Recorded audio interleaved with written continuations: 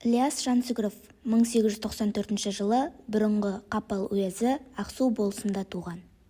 Ілияс Жансүгіров ақын, драмашы, прозашы және оның поэзиясы ұлттық әдебиеттің классикалық байлығының қатарына жатады. Ілияс Жансүгіров қазақ поэзиясында поэма жанрын қалыптастыруда үлкен еңбек еткен ақындардың бірі. Мақпал, Исатай, Көбік шашқан, Байкал, Мұз қала поэмалары Ілияс ақталғаннан кейін шығармалар жинағына енгізілді. Мақпал 1920 жылдың басында жазылған туынды.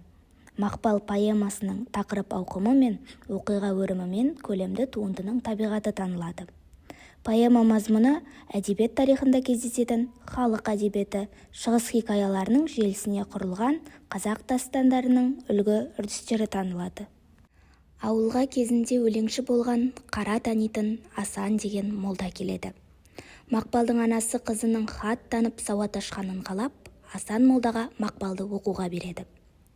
Сол уақытта Балтабай да өз баласы Шарданбекті Асан молдаға келеді.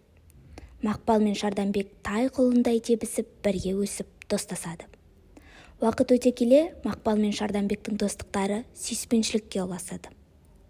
Алайда Мақпалдың әкесі Мақпалды бала күнінен бері сол ауылдың сасық, ынжық, ұнамсыз бір байына адастырып қойған болатын.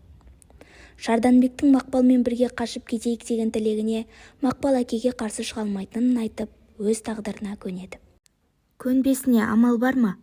Мақпал қатал әкенің шешіміне қарсы тұра алмады.